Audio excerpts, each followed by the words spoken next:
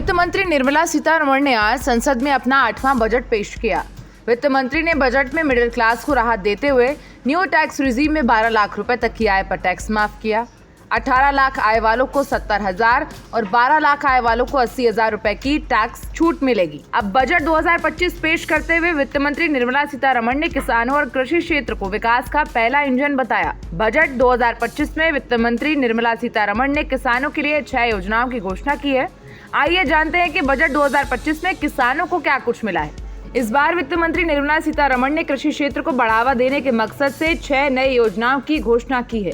साथ ही वित्त मंत्री ने सब्सिडी वाले किसान क्रेडिट कार्ड के ऋण प्राप्त करने की सीमा को 3 लाख रुपए से बढ़ाकर 5 लाख रुपए भी कर दिया है।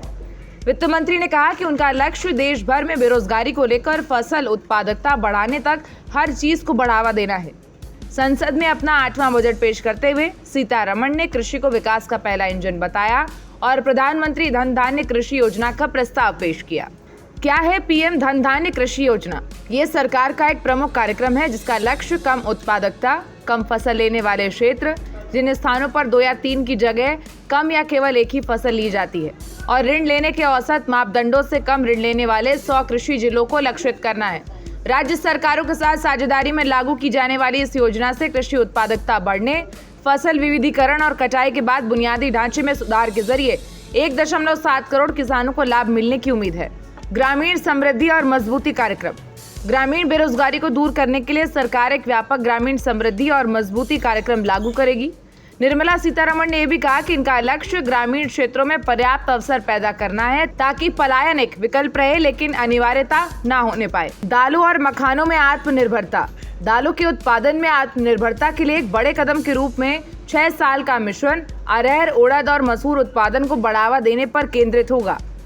इस पहल के तहत सरकारी संस्थाएं, नेफेड और एनसीसीएफ इन एजेंसियों के साथ समझौते वाले पंजीकृत किसानों से 4 साल तक दालों की खरीद करेंगी। बिहार के मखाना क्षेत्र के उत्पादन, प्रसंस्करण और विपणन में सुधार के लिए एक समर्पित मखाना बोर्ड की स्थापना की जाएगी। 7.7 करोड़ लोगों को होगा फायदा। वित्त मंत्री ने केसीसी लाभ में उल्लेखनीय वृद्धि की ऋण की घोषणा की। 7.7 करोड़ किसानों, मछुआरों और डेयरी किसानों के लिए सब्सिडी वाले ऋण की सीमा को 3 लाख से 5 लाख कर दिया गया है।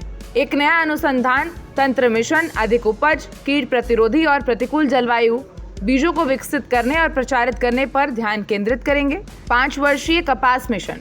इसके अलावा एक 5 साल की कपास मिशन उत्पादकता में सुधार और एक्स्ट्रा लॉन्ग स्टेपल कपास किस्मों को बढ़ावा देने का काम करेगा, जो कपड़ा क्षेत्र के लिए भारत के एकीकृत 5F दृष्टिकोण का समर्थन भी करेगा। इसके अलावा बागवानी क्षेत्र में बढ़ती आय के कारण से बढ़ती खपत पद्धति को ध्यान में रखते हुए सब्जियां, फल और फ्री अन्न उगाने वाले किसानों के लिए उत्पादन, कुशल आपूर्ति श्रृंखला, प्रसंस्करण और लाभकारी कीमतों को सुनिश्चित करने के लिए एक व्यापक कार्यक्रम भी लागू किया जाएगा।